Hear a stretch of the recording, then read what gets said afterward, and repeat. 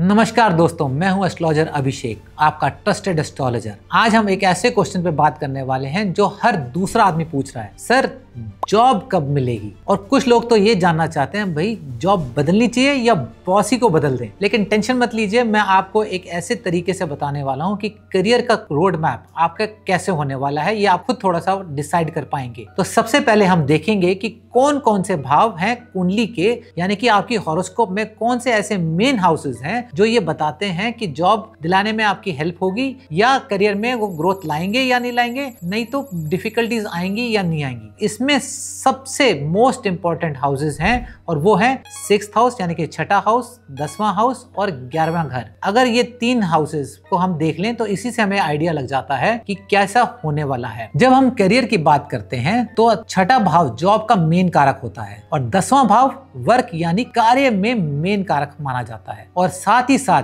11वां भाव यानी कि 11th हाउस इनकम और गेन्स का कारक है। और अगर ग्रहों की बात करें तो शनि, बुध और सूर्य। शनि जो कि हार्डवर्क का कारक है और लॉन्ग टर्म ग्रोथ दिलाता है। बुध वही इंटेलिजेंस और स्किल्स देता है कम्युनिकेशन की, जो कि बहुत ही इंपॉर्टेंट है, क्योंकि प्रोफेशन में चाहे आप कितने भी अच्छे हो, अपनी जॉब या बिजनेस में कितने भी अच्छे हो, मगर आपकी कम्युनिकेशन स्किल अगर अच्छी नहीं है तो आपको जो है बढ़ोतरी नहीं मिलती। तो जब तक उसे आप सही से कन्वे नहीं कर पाएंगे तब तक सामने वाले को पता ही नहीं लगेगा। इसलिए बहुत इंपॉर्टेंट हो जाता है कि कम्युनिकेशन स्किल अच्छी होनी, यानी कि बुध आपका अच्छा होगा तो आप में करियर में आपको बहुत इंपॉर्टेंस और बहुत तरक्की मिलती है। तीसरा इंपॉर्टेंट ग्रह है सूर्य, जो कि अथॉरिटी और लीडरशिप का मेन कारक है। अब बात करते हैं कि जॉब कब मिलेगी। अगर आपकी हॉरोस्कोप में छठे घर का, 10वें घर का और 11वें घर का मालिक अगर अच्छे भावों में ट्रांजिट कर रहा है या दशा में आ रहा है तो जॉब मिलने के आपके चांसेस बढ़ जाते हैं। तो आपको इंटरव्यू की कॉल भी आ सकती है और लिंक्डइन पर भी रिक्रूटर डीएम कर सकता है, या फिर मम्मी आपको कहती हुई नजर आएंगी, मंदिर जाओ बेटा फिर देखना कितनी जल्दी जॉब मिलती है। तो यानी कि हर तरफ से पॉजिटिव चीजें आपके सामने आने लग जाएंगी। अगर आप जॉब चेंज करना चाह रहे हैं तो इंपॉर्टेंट हो जाता है ये देखना